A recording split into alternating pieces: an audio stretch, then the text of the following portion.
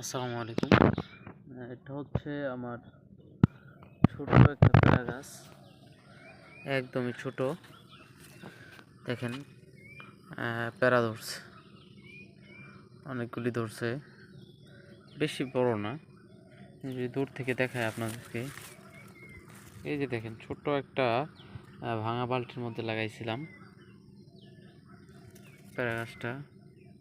এই যে দেখেন, পেয়ারা ধরছে, এই যে অনেকগুলি পেয়ারা ধরছে।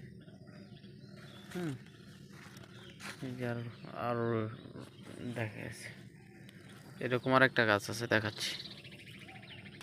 এখানে আমার লিচু গাছও আছে, এটাও ছোট।